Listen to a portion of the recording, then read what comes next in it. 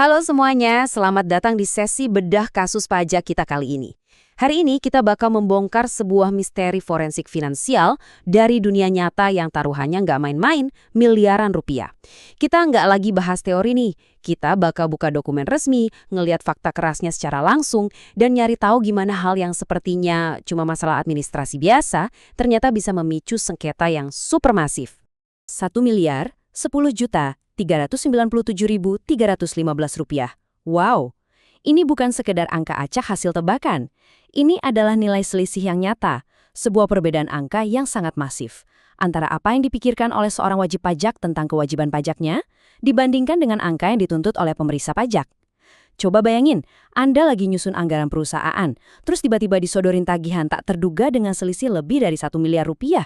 Pertanyaannya, gimana bisa ada perbedaan sejauh ini? Siapa yang benar dan di mana letak kesalahannya?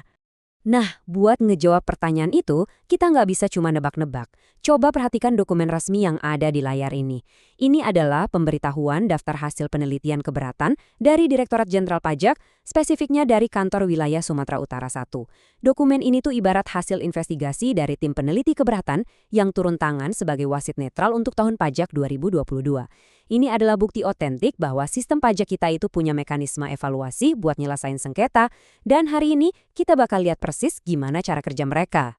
Oke, mari kita langsung masuk ke inti masalahnya. Di satu sisi, ada si wajib pajak, yaitu PT Pigu Raja Salindo, yang ngelaporin penyesuaian fiskal positif mereka di angka sekitar 523 juta rupiah. Tapi di sisi lain, pemeriksa pajak justru ngelakuin koreksi yang bikin angkanya melonjak tajam, jadi lebih dari 1,5 miliar rupiah. Ada jurang pemisah lebih dari 1 miliar rupiah di sini. Nah, disinilah tim peneliti keberatan tadi masuk sebagai pihak yang benar-benar imparsial buat ngecek ulang aturan dan nemuin angka pastinya. Tapi sebelum kita bahas siapa yang menang atau kalah, kita wajib paham dulu aturan mainnya dong. Ada 5 dasar hukum utama di kasus ini. Mulai dari UU KUP, UU PPH, Peraturan Pemerintah Nomor 94 Tahun 2010, Peraturan Menteri Keuangan Nomor 169 Tahun 2015, sampai Surat Edaran Nomor 46 Tahun 1995. Kenapa kita harus peduli sama deretan aturan ini? Intinya simpel, aturan-aturan ini dirancang buat mencegah penghindaran pajak yang nggak adil dan mewajibkan perusahaan buat punya kebersihan atau kehati-hatian finansial yang sangat ketat. Nggak bisa tuh perusahaan asal pindahin uang tanpa alasan bisnis yang jelas. Sekarang, mari kita telusuri petunjuk pertama dari tim pemeriksa. Kalau kita lihat data afiliasi, ternyata PT Pigu Raja Salindo ini ngasih pinjaman tanpa bunga ke perusahaan saudaranya, yaitu PT Berkat Pinang Nusantara. Pinjaman ini udah jalan dari tahun 2019. Kedengerannya kayak saling bantu antar saudara aja kan? Biasalah. Tapi, coba perhatikan status keuangannya. Perusahaan afiliasi ini ternyata nyetak laba loh, tepatnya lebih dari 62 juta rupiah di tahun pemeriksaan. Artinya, mereka ini sehat secara finansial, bukan lagi mau bangkrut. Dan disinilah isunya mulai muncul. Berdasarkan aturan, spesifiknya Pasal 12 Ayat 1 PP 94 Tahun 2010, pinjaman tanpa bunga ke afiliasi itu memang boleh-boleh aja. Asalkan, nah ini ada tapinya nih, asalkan perusahaan yang nerima itu benar-benar lagi kesulitan keuangan. Karena afiliasi tadi nyatanya lagi asik nyetak untung, secara hukum mereka diwajibkan buat ngenain bunga atas pinjaman tersebut. Jadi wajar kalau ini jadi temuan koreksi pertama dari tim penelaah. Lanjut ke temuan kedua. Dan ini dengan sangat brilian ngasih lihat satu kesalahan fatal dalam operasional harian perusahaan. Coba perhatikan alur dananya ya.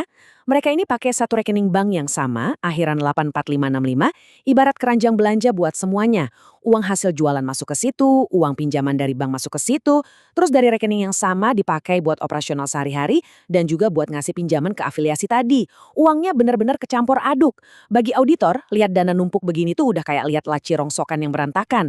Benar-benar mimpi buruk buat ngelacak kemana perginya setiap keping rupiah. Poin krusial yang mau ditekankan di sini adalah punya rasio keuangan yang sehat aja ternyata nggak cukup. Rasio utang terhadap modal mereka memang terbilang bagus, ada di bawah batas 4:1. Tapi masalah utamanya, karena uang tadi udah campur aduk, si wajib pajak jadi gagal ngebuktiin kalau uang pinjaman dari bank itu nggak ngalir ke afiliasinya sebagai pinjaman tanpa bunga. Ketidakmampuan misahin arus kas yang rapi ini secara langsung nabrak aturan di PMK 169 dan Surat Edaran Nomor 46. Tapi tunggu dulu, jangan keburu ambil kesimpulan, karena ada plot twist yang luar biasa menarik di sini. Kalau dari tadi Anda mikir cuma si wajib pajak yang dicecar, Oh, Anda salah. Justru di sini letak kerennya sistem checks and balances. Tim peneliti yang netral tadi ternyata berhasil nemuin kalau pemeriksa pajak sebelumnya juga bikin kesalahan koreksi yang cukup fatal. Ya, otoritas pajak pun bisa keliru. Dan untungnya sistem keberatan ini hadir buat meluruskan hal tersebut. Coba perhatikan baik-baik kutipan dari dokumen ini. Tim peneliti mutusin buat ngehapus unsur investasi jangka panjang dari hitungan mereka. Kenapa gitu? Karena ternyata aset berupa investasi jangka panjang ini udah dibeli sejak tahun 2018 dan statusnya adalah objek pajak penghasilan final. Aturannya jelas kok, aset yang udah kena pajak final itu yang nggak seharusnya diutak-atik lagi atau dikoreksi di tahun pajak 2022. Simpel banget kan sebenarnya? Tapi nyatanya pemeriksa awal sempat terlewat soal ini. Nah, yang benar-benar menarik dari slide ini adalah pas kita ngelihat perbandingan angkanya. Kelihatan banget kan dinamikanya? Di sebelah kiri, laporan awal wajib pajak ada di angka 523 juta. Di tengah, koreksi awal dari pemeriksa melambung ke 1,53 miliar. Dan di kanan, ini dia jalan tengah yang diputuskan oleh tim reviewer yang objektif, 1,36 miliar rupiah. Wajib pajak memang dikoreksi karena masalah rekening yang berantakan. Tapi, di sisi lain, mereka juga dilindungi dari koreksi investasi yang salah sasaran dari sang pemeriksa. Benar-benar keadilan yang ditegakkan di titik tengah.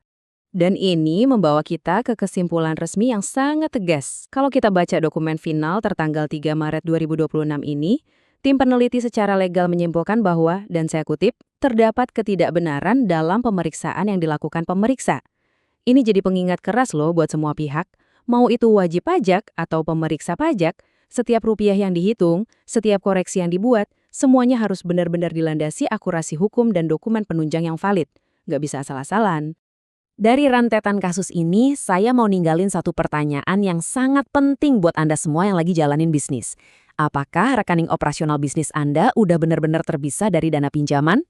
Kasus PT Figura Jasalindo ini adalah bukti nyata kalau kebersihan finansial itu nuntut kedisiplinan tingkat tinggi.